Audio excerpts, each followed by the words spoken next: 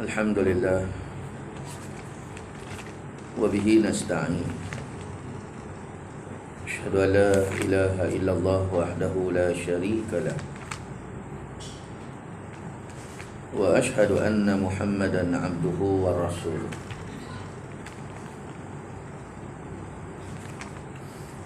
Wa nusalli wa nusallim ala hadzal nabiyil karim Sayyidina wa habibina Muhammadanil amin wa ala alihi wa sahbihi ajma'in. Subhanaka la ilma lana illa ma 'allamtana innaka antal alimul hakim. Rabbi shrah li sadri wa yassir li amri wahlul 'uqdatan min lisani yafqahu qawli. Amma ba'd. Fa ya ayyuhal mu'minun ittaqullah. Usikum wa nafsi bitaqwallah. Faqad fazal muttaqun. Saudara muslimin dan muslimat, mukminin dan mukminat, mudah-mudahan dikasihi dan dirahmati Allah Subhanahu wa ta'ala. Alhamdulillah, terlebih dahulu syukur pada Allah. Malam ni sekali lagi dapat kita bersama dalam kuliah maghrib kita. Dan seperti biasa kita menggunakan pakai kitab Bahrul Mazi jilid yang ke-17. Malam ni kita masuk masalah ke surat ke-44. Masalah yang ke-44, yakni syafaat ulama dan orang-orang saleh bagi orang-orang lain. Tuan-tuan, kita masih belum habis cerita tentang syafaat Nabi. Dan kita dah panjang lebar dah cerita pasal cerita tentang syafaat Nabi ini daripada A sampai Z. Tak mau ulang balik, tak mau reply balik, lama. Lah kita masuk pula sambungan daripada cerita syafaat ni. Rupanya bukan setakat Nabi sahaja yang boleh bagi syafaat.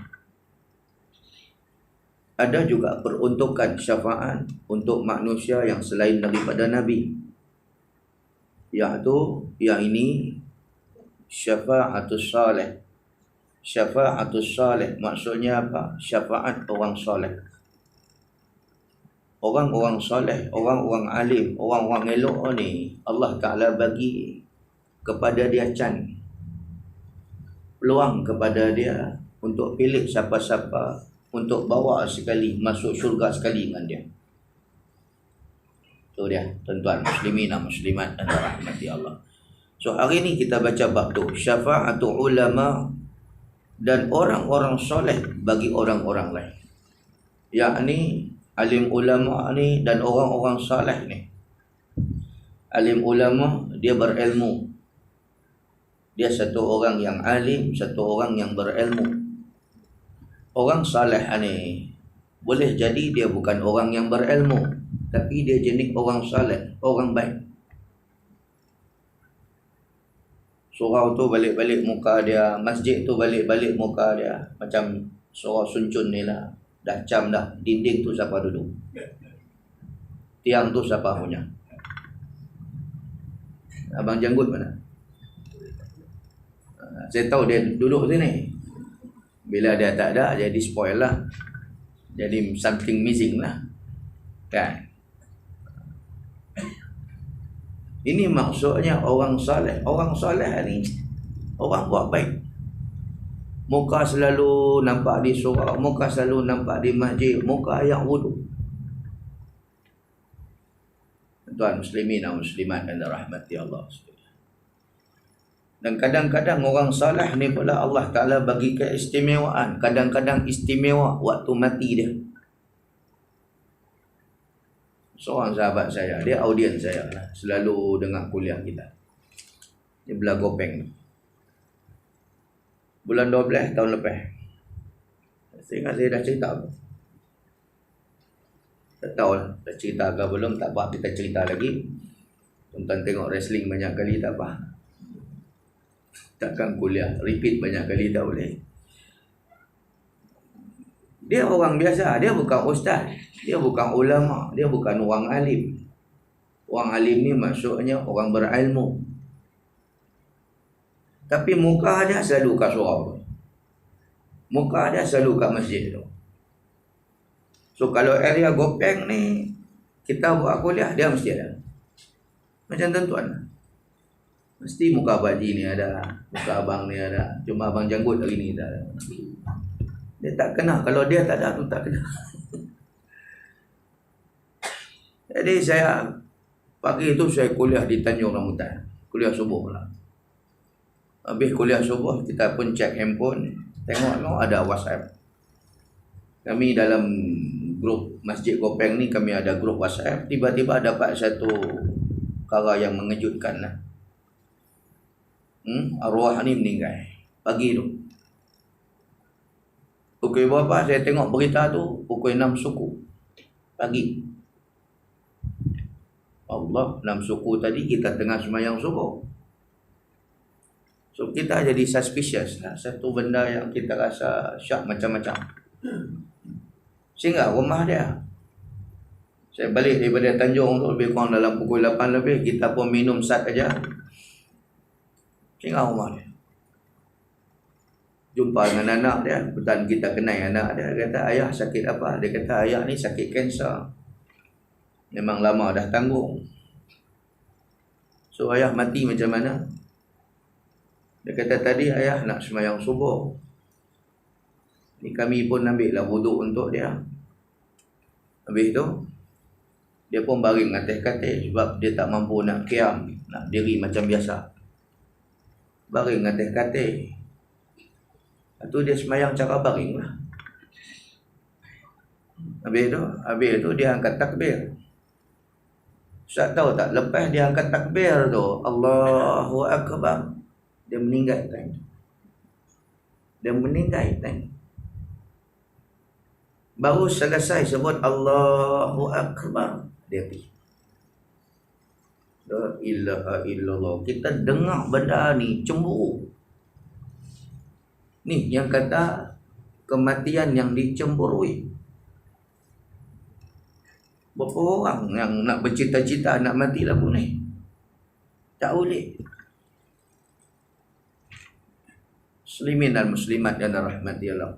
Khalid Al-Walid, tuan-tuan, apabila dia masuk Islam, dia nak tebus kesilapan dia.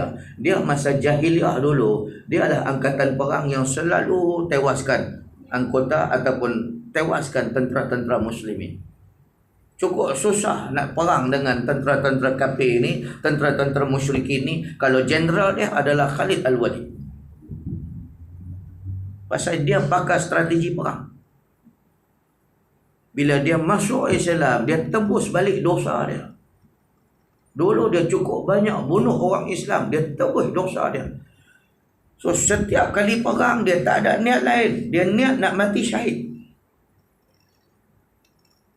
Dia bercita-cita nak mati syahid tu. Tapi apa jadi? Dia mati macam mana? Dia mati sakit demam.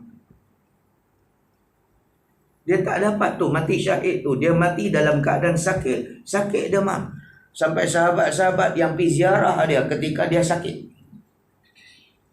Khalid Al-Walid ni tunjuk badan belakang ni. Nampak tengok belakang aku. Tak ada bahagian badan aku yang ada kosong, kecuali semua penuh dengan parut-parut luka. Bekas tikaman, bekas tetakan, semua bekas-bekas pedang musuh ni. Apa akan daya? Dia mati dalam keadaan tak dapat syahid. Mati dalam keadaan baring atas katil. Subhanallah. Bukan semua orang dapat kematian macam ni. Sahabat saya ni mati, meninggal ketika bila sembahyang subuh. Allahu Akbar. Dia pergi selepas dia menyebut nama Tuhan dia, Tuhan Maha Besar, Allah Maha Besar. Dia memuji pencipta dia. Ni yang kata orang saleh. Tanda-tanda orang soleh, kematian dia dimuliakan oleh Allah Subhanahu wa ta'ala. So tuan-tuan, hari ini kita baca tajuk tentang syafa'atus salih, iaitu syafaat orang-orang yang soleh, muslimin dan muslimat yang dirahmati Allah sekalian. Sesungguhnya telah diterangkan lalu beberapa hadis yang menunjukkan atas syafaat Nabi akan sebagai syafaat umum. Ada syafaatnya yang sangat besar dan ada syafaatnya yang sangat kecil, dan banyak dan sedikit bagi orang-orang. Dia dah cerita dah dulu panjang lebar. Syafaat Nabi ni dia ada 5, kita sebut dah dulu. Nombor 1, Nabi dengan izin Allah boleh minta kepada Allah supaya umat dia yang di padang mahsyar tu dipercepatkan hisab dia. Ya. Yang kedua, Nabi boleh minta kepada Allah Ta'ala supaya umat dia, ada di kalangan umat dia yang Nabi minta supaya dukhulul jannah majjanan, masuk syurga percuma, free of charge. Ini dia kata dukhulul jannah bighairi hisab, masuk syurga tanpa hisab. Yang ketiga dulu kita sebut apa? Ada hamba Allah ataupun ada umat Nabi Muhammad yang sepatutnya kena hukum dah, kena azab dah. Maka dengan syafaat Nabi, Nabi minta kepada Allah Ta'ala supaya dibatalkan hukuman tu. Oh, tu dia. Syafaat Nabi yang keempat, Nabi boleh minta kepada Allah Ta'ala supaya mereka yang dah masuk ke dalam neraka ni, dah check in dah neraka dah, tiba-tiba keluar, Nabi minta kepada Allah, si Fulan bin si Fulan ni keluar daripada neraka, masuk pula ke dalam syurga. Kan? Baik, dan yang kelima, Nabi boleh minta kepada Allah untuk upgrade syurga seseorang. Apa maksud upgrade syurga? Dia dapat syurga paling bawah. Dapat syurga paling bawah pun komplain. Benarnya masuk aja mana-mana syurga pun syok dah. Itu dah kira nikmat Allah. Kan? Sebab masuk saja syurga tu, kita jadi raja. Isteri kita jadi permaisuri. Pasal apa kita jadi raja? Sebab kita akan dikelilingi oleh khadam-khadam, oleh bidadari-bidadari. Kan? Abang jangan risau. Mem abang sebelah tu takkan kacau punya, walaupun bidadari duk keliling kita. Pasal apa? Pasal Allah Ta'ala tarik cemburu ni. Sifat-sifat mazmumah ni, cemburu wanita ke apa semua tak ada. Bahkan dia syok pula bidadari duk layan kita. Apa jagalah orang tua ni, pun jenuh jaga dia dulu. Ya kawan. Lah jangan. Jangan buat pasal. Hantar je borang ke bini tu, jegil mata ni. Borang apa? Apa borang ni? Dak. Ni borang nak suruh saya. Apa dak. Oh dia. Kita tengkuk macam sirapah turun macam tuntung. Dak, ni borang Amin anak kita. Apa? Dia nak pilang kahwin hang saya nak. Oh, borang pilang kahwin tak apa. Jangan borang nikah luar. Saya tahu orang nikah luar, saya kerat abang. Tu dia. Tu dunia punya kes. Akhirat ni, walaupun suami kita dapat layanan daripada bidadari cantik jelita, Allah Ta'ala tak kasih kita cemburu langsung. Pasal cemburu tu tak ada, buang duit. Ya, muslimin dan muslimat dan rahmati Allah sekalian. Tiba-tiba Nabi lihat bahawa kita dapat syurga paling bawah. Nabi upgrade syurga kita, duduk sekali dengan dia. Kan? Ada sebab kenapa Nabi upgradekan syurga seseorang. Seperti mana sebut dalam hadis, Nabi kata apa? Nabi kata, ana wakafilul yatim. Ana wakafilul yatim fil jannati kahatain. Aku bersama dengan penjaga anak-anak yatim. Apa maksud penjaga anak yatim? Pembelah anak yatim. Ataupun dia membela anak-anak yatim. Bela satu hal, bela satu hal. Dia memperjuangkan nasib anak-anak yatim. So dia tengok satu sekolah anak yatim itu ada korang, dia tambah lah. Bukan nama kata satu sekolah anak yatim tu terbakar. Oh, kita pun kata, kalau macam ni semua sekolah anak yatim tutup habis lah. Pasal apa? Pasal tak ada keselamatan. Patutnya nampak mereka tu korang, tambahlah. Nampak mereka tu tak kuat ataupun lemah, perkuatkan mereka ni. Nampak mereka tu ada rompong sana, rompong sini, tampunglah dengan macam-macam. Kan? Jangan pergi cari jalan selesai masalah dengan cara pergi bubuh sampah dalam kapet ni. Kan? Ada kenyataan dalam Sarawak dulu. Oh, dek kerana ada sekolah tahfiz terbakar ni, kita tutup semua sekolah tahfiz. Habis tu jalan raya ada aksiden, tutuplah semua jalan raya. Alamak, jangan fikir macam tu. Hospital ada terbakar satu, nak tutupkan semua hospital? Ha? Balai polis ada terbakar satu, nak tutupkan semua balai polis? Dah, Allah Ta'ala buat macam tu supaya semua orang boleh nampak apa peranan masing-masing nak memperkasakan sekolah tahfiz. Baik, muslimin dan muslimat dan rahmati Allah sekalian. Jadi orang yang jadi pembela kepada anak-anak yatim ni, dia bukan setakat bela, dia jadi pembela, dia jadi pejuang kepada sekolah-sekolah anak yatim ni. Kahataini, Nabi kata, duduk dalam syurga nanti berdua-dua dengan aku. Ini garanti daripada Nabi. Oh dia tuan-tuan, muslimin dan muslimat dan rahmati Allah. Kita tak boleh nak jadi macam ustaz-ustaz yang ada sekolah anak yatim ni pun tak apalah. Tengok-tengok ada budak sekolah tahfiz, budak yatim piatu sponsor mereka. Bayangkan tuan-tuan, Nabi kata orang yang bela anak yatim ni ataupun pembela pada anak yatim, syurga nanti berdua dengan Nabi.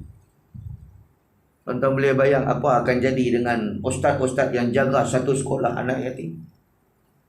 Dalam sekolah tu ada 200 budak tahfiz, yatim piatu belakang.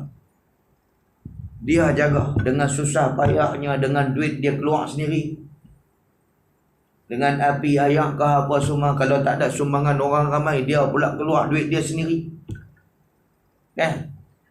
TMB bukan kira ada sekolah tahfiz ke tahfuz ke apa semua, bayar macam orang lain juga. Kan? Betul-betul sekolah-sekolah ibadat, sekolah-sekolah agama ni ada sikit kelonggaran kepada mereka. Tuan, muslimin dan muslimat yang dirahmati Allah sekalian. Bayangkan dia boleh struggle, dia boleh istiqamah jaga sekolah anak yatim ni, sekolah tahfiz ni. Dia tak kira dengan duit dia habis, dia tak kira dengan dia pun terpaksa berhenti kerja kerajaan semata-mata nak jaga sekolah tahfiz ni. Allah nampak mereka buat, maka penilaian Allah, Allah minta, Nabi minta kepada Allah Ta'ala supaya sipulan dan sipulan ini naik sekali di syurga sama-sama dengan dia. Maka syurga yang Nabi punya adalah syurga apa? Jannatul Firdaus. Syurga Firdaus. Tuan-tuan muslimin dan muslimat yang dirahmati Allah Subhanahu wa ta'ala. Tak apalah, kita tak boleh nak jadi macam ustaz-ustaz ni, boleh buat satu sekolah tahfiz pun. Tapi sekolah tu cari mana-mana budak yang kita rasa kita nak bela, ambil dia. Ustaz, budak ni saya kenal dengan dia. Ada siapa-siapa tajah dia? Tak ada. Okey, kalau macam tu ustaz bagi kat saya budak ni. Dia nak apa-apa, ustaz telefon saya. Kan? Kita nak bela kat rumah tak mampu. Saya tak mampu ustaz, saya rumah kecil aja, 2 bilik setengah aja, anak pun 7 orang. Tu dia.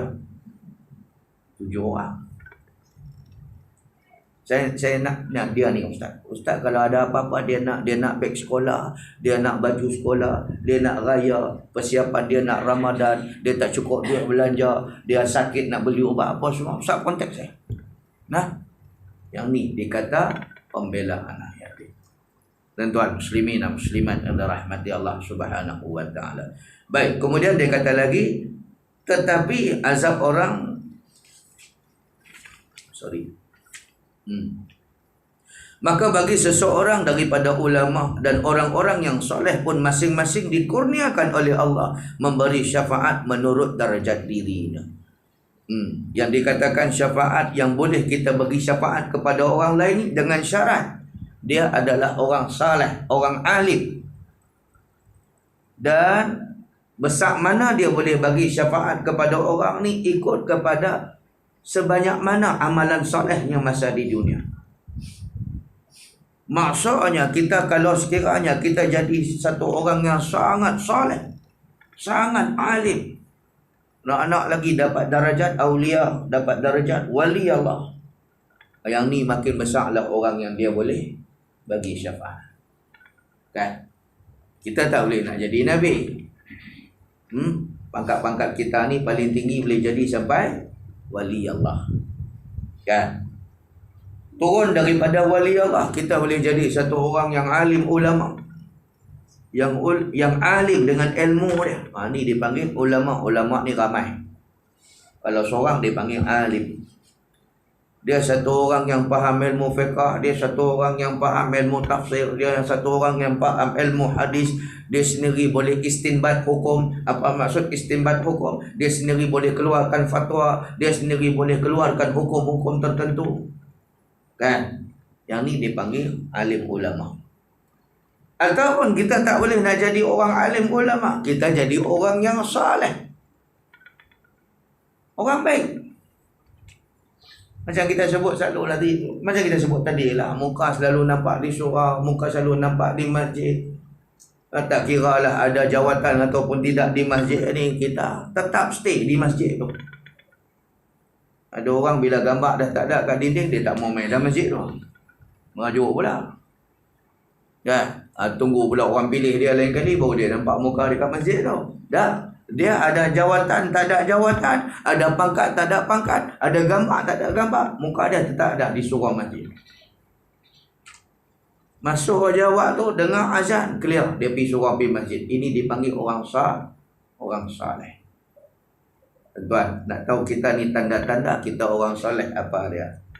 Kita rasa bersalah kalau tak taat perintah Allah. Kalau ada tu cantik. Contoh, hari Isnin ni dah masuk bulan Syaban, kan? Hari Isnin puasa sunat. Dia jadi lain macam kalau tak puasa sunat. Hari Khamis dia jadi lain macam kalau tak puasa Khamis. Orang putih kata guilty conscious. Orang Melayu kata apa? Orang putih pandai Melayu tak kerti pula. Ambul. Orang Melayu kata apa? Alah, lupa. Rasa bersalah. Rasa bersalah. Dia dengar azan surau masjid itu, walhal dia boleh bentang tikar jadah di masjid, di rumah. Boleh dia semayang di rumah. Tapi dia rasa bersalah kalau sekiranya tak ke surau. Dia semayang di rumah tu tak syok. Dapat semayang di surau tu, Assalamualaikum warahmatullahi, Assalamualaikum warahmatullahi. Dia syok, dia lain macam, tenang jiwa. Dia tak boleh, dia kena pergi juga semayang di surau masjid.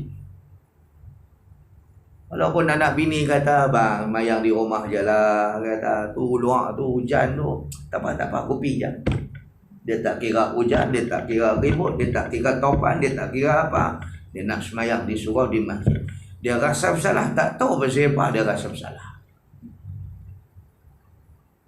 Ada orang rasa bersalah pasal gambar dah ada kat dinding. Tak faham? Awak lambat sangat. Ya Allah. Tukar kerajaan lambat tu fikir. Dia rasa bersalah pasal gambar dah tepek kat dinding tu, kena lantik jawatan kuasa. Kang tak main orang kata. Gambar ada, batang hidung tak ada. Jadi dia rasa bersalah kalau tak pergi tu. Dia pergi tu kerana apa? Takut orang kata. Tapi dia ni tak. Dia rasa bersalah dengan Allah. Tak tahu pasal apa. Itulah tanda-tanda orang saleh. Tapi pasal malam. Kan? Pasal malam orang tak ada tumpurung banyak. Tak bagi dia rasa lain macam. Dia mesti bobo. Tak dapat banyak, bagi sikit. Tak dapat bagi duit, bagilah sate 2-3 cucuk kat orang ni. Janji mesti bagi. Nak bagi banyak-banyak ni, nak lalu pasal malam ni ada 10 orang tak ada tempur ni. Oh, you know. Bagi RM10 orang jadi 100. Kita pula nak beli macam-macam apa semua. Ikut kemampuan kita lah. Tak boleh bagi banyak, bagi sikit. Tak boleh bagi sikit, tak ada duit langsung dah. Ada mangga cekonan 3 kilo, kita beli 3 kilo RM10. Bagi kat dia 2 biji dah. Bukan boleh makan semua tu pun. Janji ada sedekah. Sebab apa? Nak hilangkan rasa bersalah tu. Orang rasa bersalah tak boleh buat ibadat ni. Orang yang rasa bersalah tak boleh nak buat amal ni. Itulah orang soleh. Tuan muslimin dan muslimat dan rahmati Allah. Tuan-tuan tahu atau tidak? Ada orang dia punyalah rasa bersalah, dia tak bagi sedekah tadi tu. Pasal apa? Duit tak ada. Dia pergi ke kereta, dia cari siling mana apa, kutip-kutip apa semua. Dia return balik, jumpa orang tua tu. Pakcik, minta maaf pakcik, tadi saya lalu, saya buat tak kerti apa kat pakcik. Ni, saya bagi duit siling kat pakcik. Janji malam ni pakcik ada abuat daripada saya. Dia sampai rasa bersalah macam tu. Muslimin dan muslimat dan rahmati Allah Subhanahu wa ta'ala. Ataupun sekiranya semalam dia ada beli barang ke apa semua, balik ke rumah tiba-tiba malam tu dia balik ke rumah, dia beli mana-mana market mana ke, kedai mana ke, tiba-tiba dia kira balik barang-barang dia, tengok-tengok, aku bayar tadi tak cukup ni. Kira balik, budak ni silap kira aku ni. Tengok-tengok ada coklat satu tak bayar. Anak dia pergi ambil tadi, kan? Anak dia tu pula tak tunjuk pula kat kaunter. Tengok-tengok dah ada kat poket budak tu. Kita adik ambil bila ni? Tadilah masa bayar tadi. Awak tak bagi ke abah nak bayar. Dia boleh return balik kedai tu. Pergi hantar balik barang tu ataupun pergi bayar balik barang. Pasal apa jadi macam tu? Pasal dia dah jadi orang saleh. Tuan-tuan dah dapat dah anugerah tu, jagalah. Awak pasal dulu kita tak macam tu. Tuan-tuan dulu macam ni kan? Tak, maksud saya dulu nampak muka macam ni kan? Daripada muda-muda dulu. Dah kadang-kadang kita pick agama ni pertengahan tahun, pertengahan umur. Dia umur 50, dia dah pergi umrah, dia dah pergi haji, baru dia pick up agama. Dulu dia lain.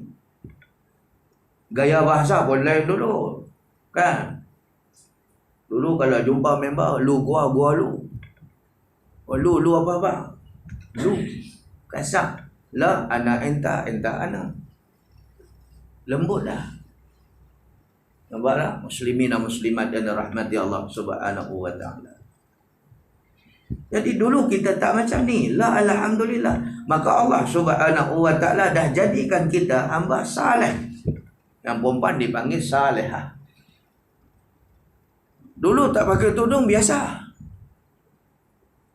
La, ya Allah, tak boleh. Kena pakai tudung juga, punya segan kita.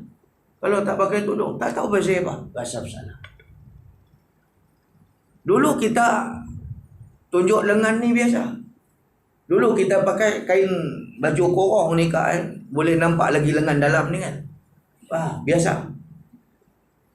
Kita pula jadi tak apa seronok kalau nak pakai jubah macam orang lain. Lah ni kalau kita, tangan kita dah pakai baju korong dah. Pakai inner lagi. Tahu? Orang lelaki dia tak faham inner tu, sarung tangan tu. Dia pakai sarung tangan lagi. Pasal apa? Takut nanti kalau tangan dia tersikat macam ni, nampak aurat. Tak faham? Dulu dia pakai tudung sampai sini. Lah pakai tudung sampai sini, dagu. Pasal apa jadi macam tu? Pasal dah ada kesedaran. Kesedaran tu main tang mana? Pasal apa? Pasal dia dah jadi salehah. Apa maksud salehah? Orang baik yang memelihara hukum agama. Dulu dia lawan Islam. Lah dia sokong Islam. Bermakna dia dah jadi orang saleh. dan orang saleh. Maka orang saleh dan orang yang saleh ini ada syafaat untuk mereka. Ikut kepada darajat amalan dan ibadat mereka buat. Macam kita sebut tadi, paling tinggi aulia. Jatuh daripada aulia adalah orang ulama, alim ulama. Turun lagi adalah orang-orang saleh. Muslimin dan muslimat dan rahmati Allah Subhanahu wa taala. Baik. Kemudian dia kata lagi, tetapi tidaklah syafaatnya itu dapat dibanding dengan syafaat Nabi dan segala anbiya, bahkan besar dan kecil. Tapi kita tak boleh challenge lah syafaat Nabi. Kan? Syafaat Nabi tadi apa? Boleh masukkan orang itu, orang ni ke dalam syurga tanpa hisab. Kan? Boleh keluarkan orang yang dah masuk ke neraka, keluar pula masuk ke dalam syurga. Boleh upgradekan syurga seseorang dan sebagainya.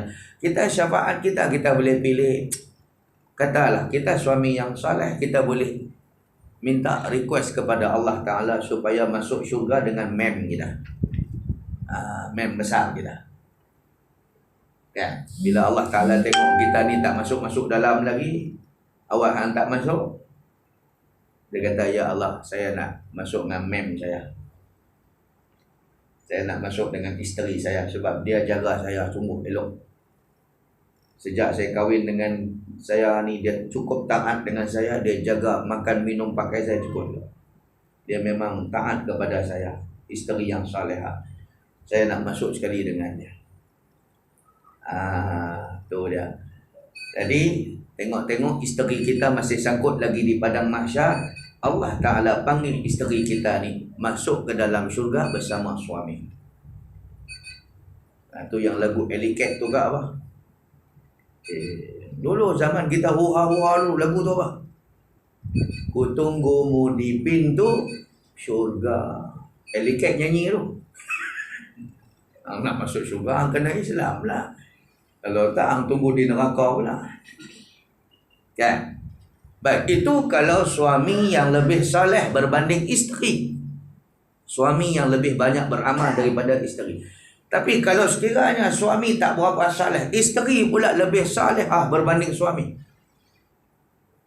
Suami tak pergi surau, tapi bini dia pergi.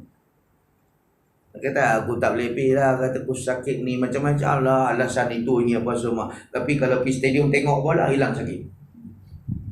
Nama kata nak pergi surau, macam-macam, 1001 alasan buat. Jadi isteri lah yang nampak muka. Okey bang, kalau abang tak nak pergi, izinkan saya pergi. Okey, aku izinkan hang. Alhamdulillah. Isteri lah yang mengaji, isteri lah yang pergi kuliah. Kalau ada kursus haji, isteri lah yang nampak muka. Kan? Kalau semayang tahajud, isteri lah yang bangun, suami tidur. Kalau puasa Isnin Khamis, isteri lah, suami dia kata, anak puasa lah, aku tak larang. Aku puasa wajib sudah. Maka dia boleh memberi syafaat kepada suami dia. Allah Ta'ala panggil dia masuk syurga dulu. Tiba-tiba dia tak mau masuk. Awak tak nak masuk? Dia kata, ya Allah, saya nak masuk dengan abang saya, dengan suami saya. Sebab saya nak taat dengan dia.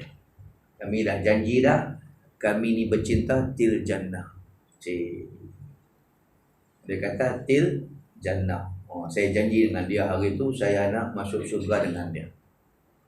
Maka Tuhan panggillah suami kita yang masih sangkut di padang mahsyar. Tu kalau dia mau. Kalau dia tak mau, ya Allah, saya nak masuk seorang. Kalau dia nak masuk, pergi cari bini muda dia. Sampai kiamat dia marah dengan lelaki dia, kahwin dua. Ini seloroh aja. Jangan serius sangat. Dapat kerajaan baru, serius nampak. Baik, muslimin dan muslimat dan rahmati Allah. Tapi kalau dua-dua tak cantik, dua-dua tak comel, macam mana? Aduh, dua-dua tak boleh pakai. Dua-dua ghaflah. Orang Penang kata ghaflah.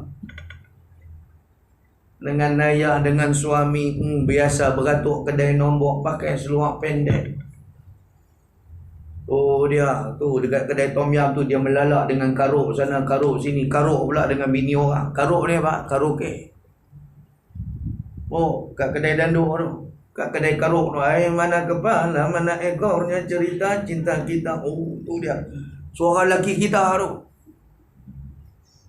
Ya ilaha illallah, pukul 3 pagi tak balik-balik lagi, dudut lagi. Mana kepala, mana kepala. Sat lagi lagu, bosan, aku denganmu. Tu dia lagu tu. Ghaflah. Isteri pula habis dengan rambut dia beropoi sana, ropoi situ, sat kala merah, sat kala kuning, sat kala hijau, dah macam traffic light kita tengok rambut dia.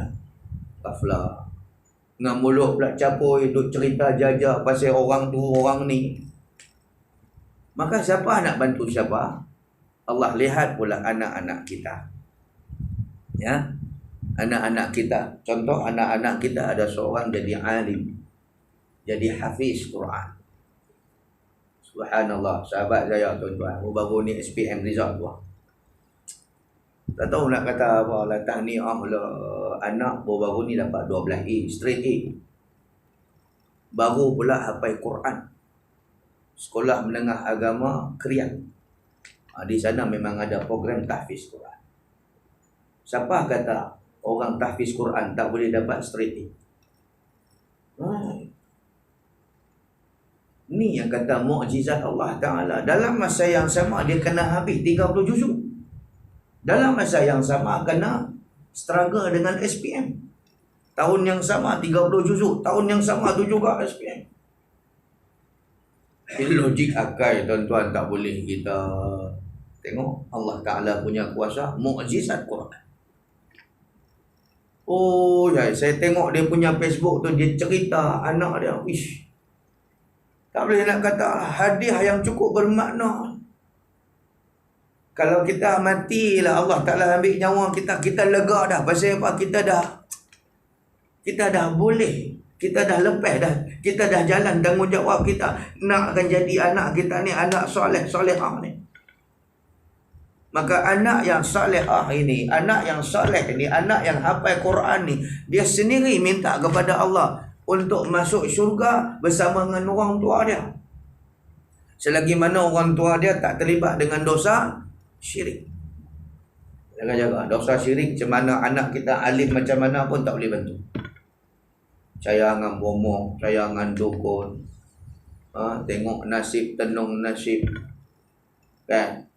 Sampai anak nak SPM pun pergi bawa pensel 2B tu jumpa Tok Dukun. Tolong baca sikit. La ilaha illallah. Tolong baca sikit Tok Moh. Kokok lah dia boleh gerak sendiri. Saya 2B tu boleh gerak sendiri, cari jawapan yang betul. La ilaha illallah. Semayang elok dah, pergi haji dah, pergi umrah 3-4 kali, percaya bomok lagi, habis syirik. Kan? Tapi kalau ayah dia clear, tak terlibat dengan dosa syirik dan macam-macam. Anak pula anak yang salihah, hafal Quran lagi, maka anak tu nanti akan tunggu mak pak dia di pintu syurga. Tuhan tanya, kenapa hang tak masuk lagi? Dia kata, saya nak masuk syurga dengan mak dan ayah saya. Sebab saya jadi hafiz ni pun pasal mak ayah saya yang hantar. Mereka yang daftar, mereka yang bayar yuran saya. Itu sebab saya jadi hafiz. Kalau mereka tak hantar saya sekolah tahfiz, saya tak jadilah hafiz, saya jadi hapui. Tahu hapui? Dia tak jadi orang, dia jadi musang. Kalau musang king tak apa? Ni pecah masuk rumah orang, pecah masuk kedai orang, curi motor orang, curi motor jemaah surau masjid, kopak surau punya tabung dah apa semua. Ni hapus. Nampak? So walaupun mak dan ayah dia ada sikit spoil dan sebagainya, tiba-tiba anak dia jadi macam tu, maka anak ni akan cover kesalahan dan kesilapan mak dan ayah. Selagi mana tidak terlibat dengan dosa syirik. Ya, sebab tu kalau boleh satu keluarga dapat seorang satu tahfiz jadi. Kalau dapat semua satu keluarga hafiz Quran, cantiklah. Dapat seorang pun jadi. Ujung anak kita yang halus-halus ni, kecil-kecil ni, umur baru 7-8 tahun, pelan-pelan suruh dia hafal Quran sikit-sikit, bermula daripada ayat-ayat lazim ni. Daripada juzuk yang 30 surah An-Naba, kan, amma yatasaalun anin naba'il azim alladhi hum fihi mukhtalifun, pelan-pelan hafal 5 ayat. Jangan tiba-tiba terkejut, tuan-tuan. Tu yang kadang-kadang tak jadi. Anak kita tak asuh daripada awal, tiba-tiba terus hantar sekolah tahfiz, dia jadi terkejut. Kejutan budaya. Pelan-pelan kita asuh dia, gosok dia, pujuk dia, doa pada Allah, buka hati anak ni jadi hafiz Quran. Baik, muslimin dan muslimat yang dirahmati Allah Subhanahu wa taala. Baik, kemudian dia kata banyak dan sedikit syafaatnya itu menurut darajatnya, maka darajat Rasulullah dan darajat segala nabi tentulah lebih darjat daripada yang lain. Nabi kita tak boleh challenge lah dia punya syafaat sebab dia nabi. Kita boleh ambil syafaat orang-orang soleh. Baik, bermula hadis yang menunjukkan orang-orang lain daripada Nabi itu memberi syafaat, iaitulah seperti di dalam hadis yang dikeluarkan oleh Abu Isa Tirmizi dengan katanya, An Abdullah bin Syafiq qala, kuntu ma'a rahdin bi Ilya, faqala rajulun minhum sami'tu Rasulullah sallallahu alaihi wasallam yaqul yadkhulul jannah bi syafa'ati rajulin min ummati aktsaru min bani Tamim. Diriwayatkan daripada Abdullah bin Syafiq, katanya adalah aku ada serta di dalam satu jemaah yang duduk bercakap-cakap dan berkhabar-khabarkan ahwal akhirat di negeri Ilya, iaitu negeri Baitul Maqdis. Ada satu negeri di Palestin nama dia Ilya. Depa ni dia buat satu halakah. Halakah ni maksudnya satu geng, satu kumpulan. So depa bincang-bincang pasal hari kiamat, hari akhirat ke apa semua. Di dalam itu lalu berkata seseorang laki-laki daripada mereka itu, telah aku dengar akan Rasulullah sallallahu alaihi wasallam bersabda, ia masuk syurga dengan sebab barakah syafaat seseorang laki-laki daripada umatku, iaitu diuruskan hal orang itu kepada Tuhan dan minta ia pada Tuhan beri kebaikan kebanyakan orang-orang daripada Bani Tamim. Tengah-tengah mereka duk bincang dalam halakah tu, dalam grouping tu. Jadi ada satu orang, dia kata, saya pernah dengar Nabi pernah sebut, selain daripada dia boleh bagi syafaat, kita orang yang bukan Nabi ni pun boleh bagi syafaat. Janji kita ni soleh, sentiasa beramal baik. Baik. Kata laki-laki itu di dalam hadisnya, qila ya Rasulullah siwaka, qala siwaya. Dia kata Nabi sallallahu alaihi wasallam pernah sebut benda tu. Nabi kata ada orang soleh yang boleh bagi syafaat kepada orang lain. Maka ditanya oleh satu orang sahabat dalam perbincangan tu, ditanya oleh sahabat Nabi, siwaka ya Rasulullah, ya Rasulullah siwak, ya Rasulullah selain daripada kamu ya Rasulullah, adakah orang yang boleh bagi syafaat? Nabi kata na'am siwaya, ya selain daripada aku ada orang yang boleh bagi syafaat, iaitu syafaat orang soleh tadi. Baik. Kemudian daripada itu maka laki-laki itu pun bangun mau berjalan. Falamma qama qultu man haza, qalu haza ibnu abi al-Juda'a. Maka tak kala bangun ia daripada tempat duduknya, bertanya aku pada orang itu yang hadir itu, kataku siapa ini? Jawab mereka itu, inilah seorang sahabat Nabi sallallahu alaihi wasallam yang masyhur dipanggil orang akan dia dengan nama Ibnu Abi al-Jada'a, dan nama batang tubuhnya adalah Abdullah. Dia muslimin dan muslimat yang dirahmati Allah. Cerita dia apa tadi? Depa ni tengah sembang pasal hari kiamat lah. Ya, dekat negeri satu, nama negeri nama dia Ilya, di Palestin.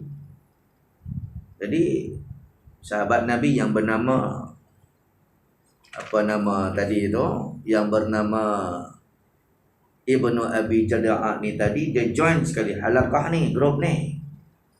Kemudian dia kata, aku pernah dengar dulu Nabi pernah cakap ada orang, apa dia, Nabi SAW kata tadi, yadkhulul jannah bi syafa'ati rajulun min ummati.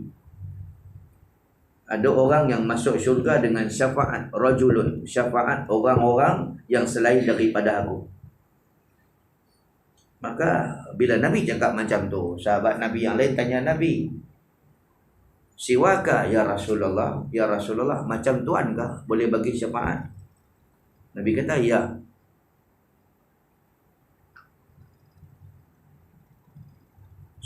Dia kata, ya Rasulullah, adakah orang lain selain daripada Tuhan boleh bagi syafaat? Nabi kata, na'am, ya siwaya, ya selain daripada aku. Habis dia cakap macam tu, Abi Jada'ah yang sebut ni tadi ni, dia pun bangun. Maka ahli-ahli grup yang lain tadi tu tertanya-tanya, siapa dia ni? Kan? Maka orang pun perkenalkan, dia ni adalah Ibnu Abi Jada'ah, seorang sahabat Nabi yang masih hidup lagi, ataupun nama sebenarnya adalah Abdullah. Kata Abu Isa Tirmizi, bermula ini hadis hasan, lagi sahih, lagi gharib. Baik, muslimin dan muslimat yang dirahmati Allah Subhanahu wa taala. Kemudian kita terus lagi, syafaat umat Nabi Muhammad itu ada berpangkat-pangkat. Ada label-label pula. Okey, sesungguhnya telah didahulu sebutnya bahawa Nabi Muhammad itu tetaplah tiada orang yang dapat mengatasi akan dia pada syafaat. Dia kata apa? Kita walaupun kita boleh bagi syafaat kepada orang-orang yang lain, isteri kita, anak-anak kita, tapi kita tak boleh nak lawan syafaat Nabi. Kita boleh syafaatkan apa? Minta pada Allah supaya dia ni masuk syurga dengan kita. Tu je. Nama kata nak buat macam Nabi Muhammad buat, tak boleh. Apa dia tadi? Orang tu dah masuk neraka, Nabi Muhammad boleh tarik orang yang dah masuk neraka tu dengan izin Allah pergi pula masuk syurga. Yang ni kita tak boleh buat. Ataupun nak minta kepada Allah Ta'ala supaya dia ni si fulan dan si fulan masuk syurga tanpa hisab, yang ni tak boleh buat. Ini Nabi je boleh buat. Yang kita boleh minta kepada Allah supaya masuk syurga dengan sekitar sekali kepada orang yang kita mahu. Isteri kita ke, anak-anak kita ke, mak dan ayah kita ke, pulang. Dan dia ada berpangkat-pangkat. Maksudnya berpangkat-pangkat. Ada orang dia boleh bagi syafaat seorang aja. Ini semua depends on amal dia. Kalau dia amalan dia kurang cantik, dia boleh bagi syafaat sikit aja. Tapi kalau syafaat dia, kalau amal dia cantik masa di dunia, maka berapa ramai lagi orang dia boleh bagi syafaat. Ada orang dia boleh bagi syafaat seorang aja. So pilihlah nak bini kita ke, anak kita ke, mak kita. Ada orang pula dia boleh bagi syafaat satu family. Ini kita boleh agak dah dia punya amalan macam mana. Ada orang pula dia boleh bagi syafaat bukan setakat satu family, adik-beradik semua sekali. Adik-beradik dia, sepupu, sepapat dia, sanak saudara dia, apa semua. Selagi mana tak terlibat dengan dosa syirik lah. Ini kita pergi raya, rumah dia tengok tangkai sana ada satu, tangkai sini ada satu, tu dia. Muslimin dan muslimat yang dirahmati Allah sekalian. Dia buat meniaga kedai restoran. Kita tengok ada gantung satu, Allah Muhammad 3 segi macam tu. Gantung. Apa tu? Dia tulis apa? Allah Muhammad. Dia kata, oi, itu apa tu? Ni ustaz, ni nak bagi laris lah ni. Kalau kita gantung tu untuk tujuan kita nak bagi hiasan, tak apa lagi. Tapi tujuan dia kata nak bagi laris, ini dah syirik.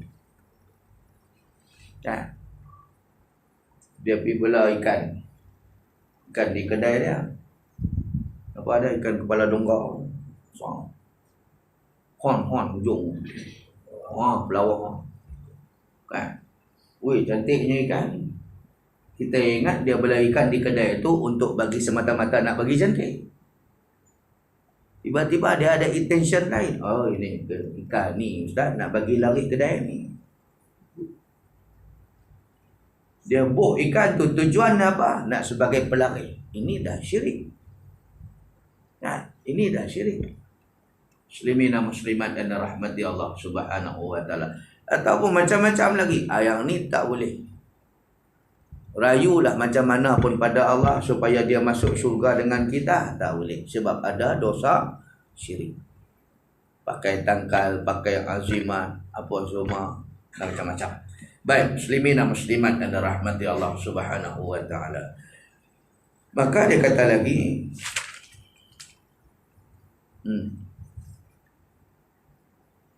Dan umatnya telah dikurniakan oleh Allah, ada yang boleh mensyafaatkan setengahnya, tetapi tidaklah bersamaan darjat syafaatnya itu. Ada yang sedikit orang dapat syafaatnya, dan ada orang yang banyak dapat syafaatnya, tetapi yang mensyafaatkan itu tidak keluar ia daripada ulama dan orang-orang saleh. Yang boleh bagi syafaat ni adalah ulama ataupun orang-orang saleh.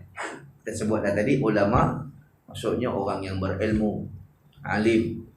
Tuan-tuan tak berilmu, tak alim, tapi tuan-tuan boleh dapat lagi level saleh. Kan? Hari-hari nampak muka di surau, hari-hari nampak muka di masjid, itu maknanya soleh lah. Baik.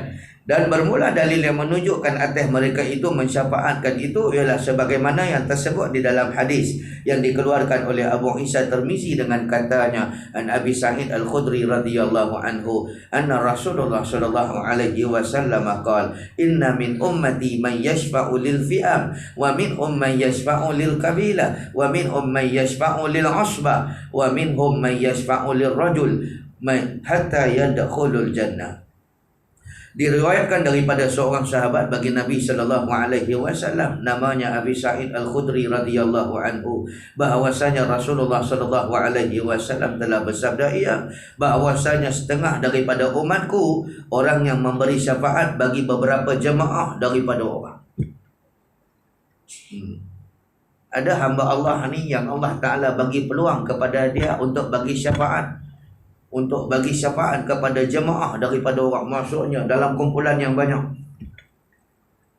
mungkin dia boleh bagi syafaat untuk dia punya keturunan dia, sebab dia punya level tinggi. Mungkin dia wali Allah, dia ulama-ulama yang saleh, maka dia boleh bagi syafaat ramai orang. Baik, kemudian dia kata lagi, dan setengah daripada orang itu pula orang yang memberi syafaatkan satu kabilah, yakni satu kaum keluarga. Macam tadi dia boleh bagi syafaat kepada semua keturunan dia. Jadi keturunan apa? Kalau di Kopiang, Rawak lah. Kan? Ada yang keturunan Minangkabau, ada keturunan Jawa, Banjar, ada keturunan apa, Mendeleng, ada keturunan macam-macam keturunan kan. Ada orang pula dia boleh bagi hanya untuk family saja, satu keluarga dia, adik-beradik dia. Dan setengah daripada mereka itu orang yang memberi syafaat akan satu orang saja. Ini semua ikut kepada darajat amalan kita. Dia boleh bagi satu orang saja. Dia boleh pilih isteri dia ke, ataupun mak dia ke, ataupun ayah dia. Maka masing-masing orang itu masing-masing dengan darjat, dengan sebab amalnya. Ikut pada amalan kita dulu. Hinggalah masuk mereka itu akan syurga, kata Abu Isa Tirmizi. Bermula ini hadis Abi Sa'id Al-Khudri radhiyallahu anhu, dan ini adalah hadis hasan. Wallahu a'lam. Habis tajuk tu. Lepas ni kita akan masuk pula tajuk syafaat Nabi Muhammad sallallahu alaihi wasallam umum, yakni meratai umatnya yang Islam, iaitu asalkan dia beragama Islam. Syarat nak dapat Nabi punya syafaat, nak tak nak kena jadi orang Islam. Orang Islam yang taat kepada perintah Allah Subhanahu wa taala. Kan? Sebab Nabi pun akan hantar nama kita kepada Allah. Luluh ke tak luluh, approve ke tak approve, orang ni dapat syafaat. Kan kita dah sebut dah dulu. Bila Nabi menghadap Allah Ta'ala, Allah Ta'ala kata apa? Ya Muhammad irfa' ra'sak. Wahai Muhammad, angkat kepala hang. Isfa' tu syafa'. Berilah syafaat kepada yang orang yang kamu suka, nescaya akan diberi syafaat. Maksudnya Nabi kena mohon dengan Allah dulu, siapa yang dia nak minta, siapa yang dia nak bagi syafaat. Bermakna sebelum nak dapat syafaat Nabi, dua-dua kena clear.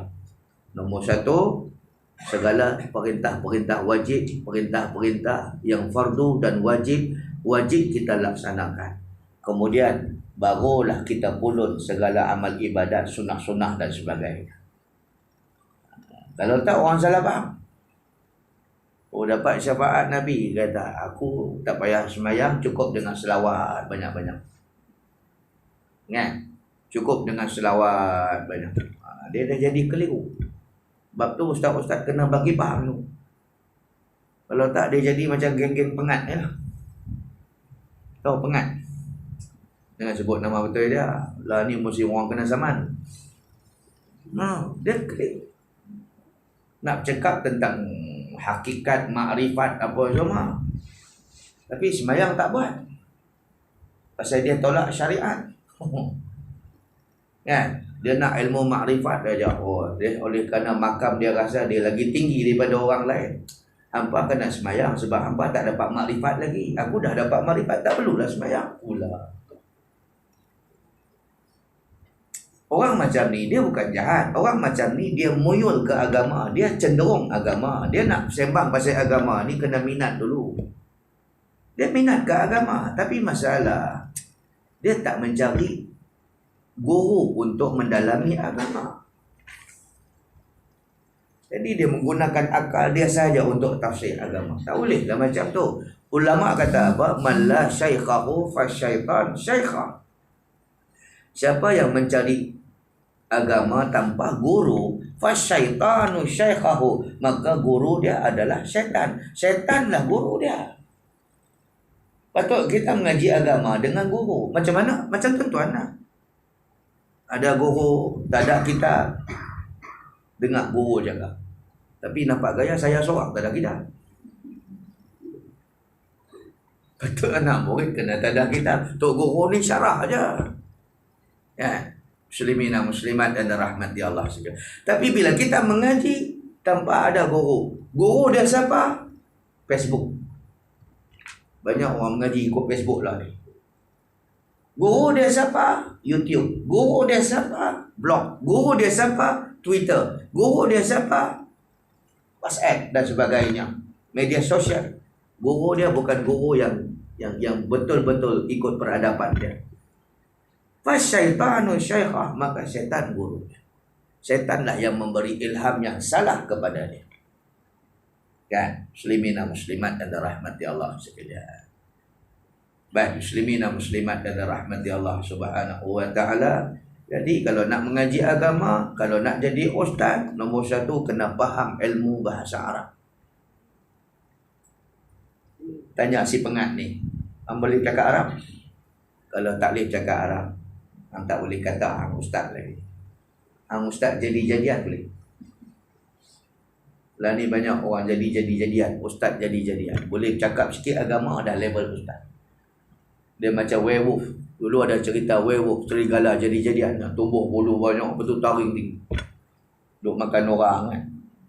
Ini, lah ni banyak mengaku jadi ustaz. Tuan-tuan nak panggil mereka ni ceramah, kuliah ke apa semua, ustaz boleh cakap Arab tak? Baik, anak boleh cakap. Try sekali ustaz. Ataupun pergi ambil Quran tak ada bagi, kita bubuh kat dia, bagi kat dia, try baca. Dia pun boleh baca dengan elok, bermakna dia ditulin punya ustaz. Original. Contohnya katalah tajuk kitab Bahrul Mazi ni. Apa? Bahrul Mazi ni kitab dia tak ada bagi tajuk dia. Okey. Tuan-tuan bubuh dekat satu orang ustaz, suruh dia baca tajuk ni. Ustaz okey tak okey, boleh baca tak ni? Dia kata okey insya-Allah. Babun majaa fi asy-syafa'ati. Bab bercerita tentang syafaat. Oh, clear. Comel. Sebab disiplin nak jadi guru agama mesti mengaji Arab. Tapi bila kita suruh dia baca, dia mata dia kecil besar.